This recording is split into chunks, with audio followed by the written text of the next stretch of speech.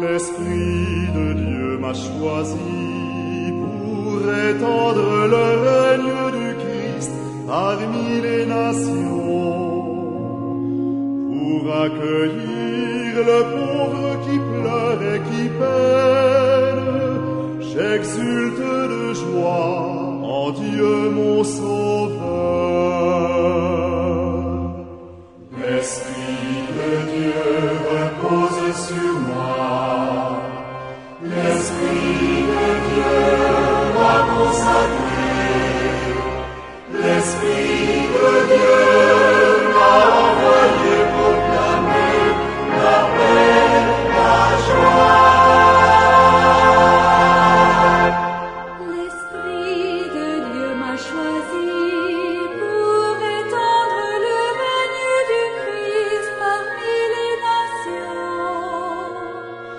pour annoncer la grâce de la délivrance.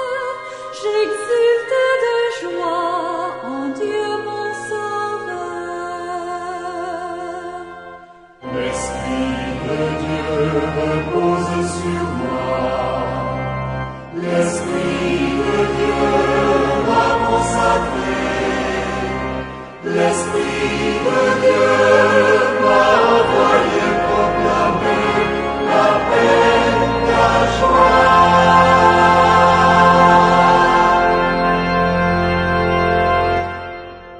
Chers frères et sœurs, bienvenue à ce commentaire de la parole de Dieu pour le dimanche 23 janvier 2022. Nous sommes au 3e dimanche du temps ordinaire. Je suis le Père Alphonse Salésien de Don Bosco et bienvenue à ce temps de méditation. Nous avons les 3 lectures du dimanche, Néhémie chapitre 8, les versets 1 à 6 et les versets 8 à 10. En seconde lecture, nous avons la première épître aux Corinthiens chapitre 12, les versets 12 à 30. Et nous terminons par l'évangile de Luc, un petit extrait du premier chapitre, les versets 1 à 4, et ensuite au chapitre 4, les versets 14 à 21. Chers frères et sœurs, dans notre monde marqué par la violence, par la tristesse même, par la solitude, nous vivons une attente impatiente qui crie très fort même dans le silence. Quand donc viendra l'humanité nouvelle dans laquelle il fera bon vivre? À travers la liturgie de ce dimanche, un peu comme dimanche dernier, ouvrons-nous à une perspective de vie, de bonheur, surtout en nous mettant à l'écoute de la parole, à l'écoute des Écritures, et laisser cette parole raffiner nos regards, écarter ou mettre derrière nous nos préjugés. Et surtout, permettons au Christ de nous rejoindre dans l'aujourd'hui. La religion n'est pas une nostalgie du passé, elle ne devrait pas l'être, encore moins une obéissance aveugle ou anachronique à des textes de l'Antiquité. Nous voyons Jésus dans l'évangile de ce dimanche, Jésus qui retourne en Galilée où il avait grandi. C'est là qu'il commence son ministère. La Galilée, naguère païenne, récemment reconvertie au judaïsme, un siècle et demi avant Jésus-Christ, mais toujours avec quelques infiltrations de paganisme. C'est habituel quand on se convertit. Le Seigneur choisit les petites choses. Et comme nous le voyons dans tout le 3e évangile, l'Esprit est présent. L'évangéliste souligne pour nous que ce ministère est guidé par l'action de l'Esprit Saint que Jésus avait reçu auparavant, au baptême. Mais ce thème de l'Esprit Saint qui est guide, n'est pas nouveau dans l'Écriture. Dans Isaïe, déjà, tout le voyage du peuple dans le désert est attribué à la direction de l'Esprit. C'est de toute manière l'interprétation qu'en fait Isaïe au chapitre 63. L'Esprit du Seigneur les a conduits au repos. Et Matthieu aussi dira la même chose juste après le baptême, que Jésus lui-même a été conduit par l'Esprit dans le désert. Matthieu 4, le tout premier verset. Dans les Actes des Apôtres, Pierre ira vers Corneille et les païens, et c'est l'Esprit qui lui ordonne de le faire. Actes des Apôtres, chapitre 10, verset 11 aussi. À Jérusalem, les apôtres prennent des décisions très importantes et c'est encore l'Esprit qui les suggère, chapitre 15. L'Esprit Saint conduit donc Jésus dans sa ville natale. Le jour du sabbat, comme il en avait l'habitude, précise Luc, Jésus se rend à la synagogue pour participer à la célébration et se lève pour faire la lecture. Puis il commente la parole. Luc ne fait ici que décrire un Jésus, vrai fils d'Israël, expert dans la lecture et l'interprétation de la Torah et des prophètes, que nous verrons aussi plus tard et plus clairement en compagnie des disciples d'Emmaüs au chapitre 24. La citation que Jésus lit est basée sur Isaïe 61, le tout premier verset, mais elle est modifiée par l'évangéliste à travers la suppression de certains mots de ce verset un peu violent, et l'insertion d'une phrase prise un peu plus tôt chez Isaïe au chapitre 58 verset 6. Donc cette référence fait allusion à ceux qui sont en marge de la société, à la merci des puissants, sans la force et le bouclier de protecteur, ceux qui sont des proies faciles du mensonge et de la violence. Jésus s'allie à ces gens et il les libère, et c'est ça la bonne nouvelle. En parcourant le troisième évangile, l'évangile de Luc, nous verrons toujours cette alliance, cette complicité, cette proximité de Jésus avec les pauvres. En outre, le texte parle de prisonniers libres, d'aveugles qui voient, d'opprimés qui sont libérés et d'une année de faveur ou une année de grâce de la part du Seigneur. En Israël, cela signifiait le pardon des débiteurs, la possession des terres autrefois hypothéquées ou volées par les propriétaires terriens, et chacun commençait une vie nouvelle, car le partage des biens réglait à nouveau les relations sociales. Ici, le Verbe de Dieu, le Verbe incarné, libère ses énergies et devient le plus grand événement, la plus grande promesse ou prophétie de l'histoire. Frères et sœurs, tout au long de la vie de Jésus, l'amour de Dieu a été révélé et communiqué à l'homme. Le pardon et la réconciliation ont été offerts librement. D'ailleurs, le mot pardon dans plusieurs de nos langues contient le mot don. Nous pourrions alors dire que le pardon peut être considéré comme un super don, quelque chose qui, de manière surabondante, est donné par Dieu à l'homme, afin que celui-ci, en vertu de cet exemple de Dieu, de cette initiative, cette grâce de Dieu, puisse vivre pleinement son existence. Et nous nous engageons à libérer pareillement ceux et celles qui nous ont fait du tort, comme nous le promettons, comme nous le déclarons dans le Notre Père. Une année de grâce. La grâce est l'un des mots importants de la théologie du Nouveau Testament. La grâce était à l'origine la faveur avec laquelle un roi impuissant considérait ses sujets. Le roi dispose de pouvoirs et de possibilités extraordinaires sur son peuple. La richesse ou la misère, la fortune ou le malheur de ses sujets dépendent de lui. Lorsque le roi regarde quelqu'un d'un œil bienveillant, on dit qu'il lui accorde sa grâce. Ou comme dirait l'ange Gabriel, tu as trouvé grâce auprès du Très-Haut. Une année de faveur du Seigneur signifie donc un temps où le Seigneur nous regarde avec bonté, avec un œil aimant, miséricordieux. Si Dieu nous regarde avec miséricorde, il est capable de rendre nos cœurs bons à son image, de rendre nos consciences bonnes et donc aussi l'intérieur de chacun et chacune d'entre nous. C'est l'année de grâce du Seigneur, c'est-à-dire l'année où Dieu regarde avec bonté tous ceux et toutes celles qui sont dans le besoin et il les rend heureux, il les régénère avec une puissance d'amour, une puissance de grâce. Et comment ne pas dire un mot sur ce bel adverbe, aujourd'hui, au verset 21. Cette parole de l'Écriture que vous venez d'entendre, c'est aujourd'hui qu'elle s'accomplit. Aux oreilles attentives de ses frères et sœurs de Galilée, par ces paroles, Jésus se déclare le Messie qui vient accomplir la prophétie d'Isaïe. À travers lui donc, c'est le moment où la grâce de Dieu visite la terre.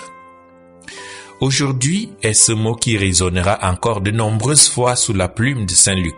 Par exemple, lorsque le salut est offert aux pécheurs. Chez Zachée, nous l'entendrons, aujourd'hui, le salut est entré dans cette maison. Luc chapitre 19, verset 9.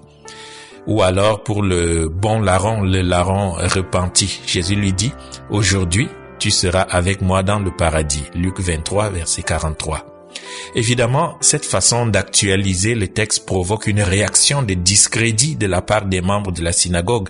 Ils sont scandalisés et ne veulent rien savoir. Ils lui disent en fait, comme plusieurs aujourd'hui, écoute Jésus, nous n'acceptons pas que tu sois le Messie annoncé par Isaïe. N'es-tu pas le fils de Joseph? On se connaît, on sait qui tu es. Jésus est rejeté dans son identité, mais aussi dans sa proposition. Ainsi, au moment même où Jésus présente son plan pour accueillir les exclus, il est lui-même immédiatement exclu. L'envoyé de Dieu, Saintes Écritures à l'appui, est exclu parce qu'il présente son rêve d'un monde nouveau. Et ce ne sont pourtant que des mots d'espoir pour ceux et celles qui sont fatigués ou victimes ou qui ne croyaient plus pouvoir faire face. Quel espoir de rencontrer quelqu'un qui nous promet, bien évidemment pas comme dans nos campagnes électorales, qui nous promet « je suis venu pour encourager, pour apporter de bonnes nouvelles, pour libérer, pour rendre la vue, pour guérir, pour sauver, pour être avec vous jusqu'au bout. Et je suis prêt à payer le prix. » Frères et sœurs, ce texte est fondamental et beau. Il ne nous dit plus, comme à Noël, comment Jésus est né, mais pourquoi il est né. Ce texte redonne la force de se battre et il ouvre le ciel au chemin de l'espoir. Pauvres, aveugles, opprimés, lépreux, prisonniers, sans logis, ce sont désormais les prénoms humains malheureusement. Et c'est ce qu'Adam est devenu, ce que l'homme est devenu. Et c'est pourquoi Dieu devient Adam. C'est pourquoi il vient rejoindre les Adam et les Ève de tous les temps. Dieu ne fixe pas comme fin de l'histoire lui-même ou ses propres droits, mais des hommes et des femmes au cœur libre et fort, c'est ce qu'il veut. Et il les veut, il nous veut guéris, et avec de nouveaux yeux qui voient loin et qui voient en profondeur, des mains, des pieds et des cœurs qui interviennent. Il veut que notre histoire cesse de produire et de multiplier les pauvres, des prisonniers, des haineux, des ennemis, des aigris. Par ailleurs, dans son plan d'action, Jésus ne se demande pas si ce prisonnier est bon ou mauvais. Il ne se souciera pas de savoir si l'aveugle est honnête ou pécheur, si le lépreux mérite d'être guéri, purifié ou non. À chaque fois qu'il y a l'obscurité et la douleur, cela suffit déjà pour faire une blessure, pour constituer une blessure dans le cœur de notre Dieu. Le programme de Jésus de Nazareth, chers amis, nous confronte à l'un des paradoxes de l'Évangile. Le catéchisme de notre enfance nous avait enseigné ceci, et nous le savions par cœur. Nous avons été créés pour connaître Dieu, l'aimer et le servir. Et même l'islam confirme, l'homme est voué à Dieu, à sa connaissance, à son adoration pour honorer ses droits exclusifs. Mais dans sa première proclamation, Jésus à Nazareth dit autre chose. Ce n'est pas l'homme qui existe pour Dieu, mais Dieu qui existe pour l'homme. Il y a comme un frémissement d'émotion à pouvoir penser « Dieu existe pour moi, pour toi. Je suis le but de l'existence de Dieu. » Notre Dieu est un Dieu qui aime d'abord, qui aime à perte, qui aime sans compter, d'un amour unilatéral, même si le premier commandement essaye de nous entraîner, de nous inviter à l'aimer en retour. Ce qui veut dire en fait essayer d'aimer gratuitement comme lui, essayer de lui ressembler. La bonne nouvelle de Jésus, c'est un Dieu qui est toujours en faveur de l'humanité et jamais contre l'humanité. Un Dieu qui met l'homme au centre, qui ne retient pas jalousement, comme nous le disons avec Saint Paul aux Philippiens, il ne retient pas jalousement ses prérogatives divines, mais qui déploie son pouvoir de libération contre toute oppression extérieure, contre toute fermeture ou résistance intérieure, afin que l'histoire devienne totalement autre, une histoire sainte, ton histoire, mon histoire, c'est-à-dire l'histoire du salut de chacun et de chacune d'entre nous. Sois présent à ton Église, Seigneur, qu'elle annonce l'Évangile avec la douceur de ton esprit, sans jamais écraser le roseau froissé, sans jamais éteindre la mèche qui fume encore. Qu'elle soit lumière des nations, signe de ton alliance avec toute l'humanité. Qu'elle soit une terre d'espérance pour ceux et celles qui sont craintifs des ténèbres, de l'erreur, de la tristesse, de la haine, la prison du péché. Qu'elle soit témoin de ton amour universel sans jamais faire de différence entre les hommes, mais en accueillant toutes les races, toutes les catégories. Que ton Église trouve les mots et les gestes d'amour pour annoncer ta paix. Sois présent à ton Église, Seigneur, qu'elle soit remplie de la force de ton esprit, qu'elle passe au milieu des hommes en faisant le bien, au nom de ton amour, qu'elle soit éblouissante de ta sainteté, qu'elle transforme l'univers en un temple où les hommes chantent ta gloire. Sois présent à ton Église, Seigneur, qu'elle soit un point de ralliement pour tous les chercheurs et toutes les chercheuses de Dieu. Amen. Tu es celui qui ouvre les yeux des aveugles. Tu es celui qui change les vies. Tu prononces une parole et ceux qui étaient morts reprend vie. Jésus. Tu es celui qui a inspiré cette œuvre, qui l'amènera jusqu'au bout. Tu avais décidé d'écrire cette histoire avec nous.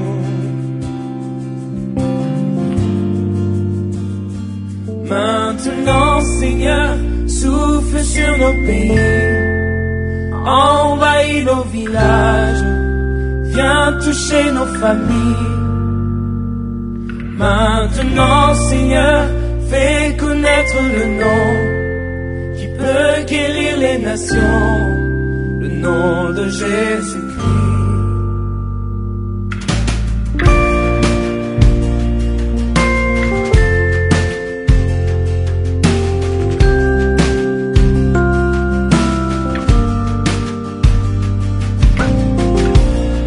Tu es celui qui a inspiré cette œuvre, qui l'amènera jusqu'au bout. Tu avais décidé d'écrire cette histoire avec nous. Oh, oh. Maintenant, Seigneur, souffle sur nos pays, envahis nos villages, viens toucher nos familles. Maintenant, Seigneur, fais connaître le nom qui peut guérir les nations, le nom de Jésus-Christ, le nom de Jésus-Christ.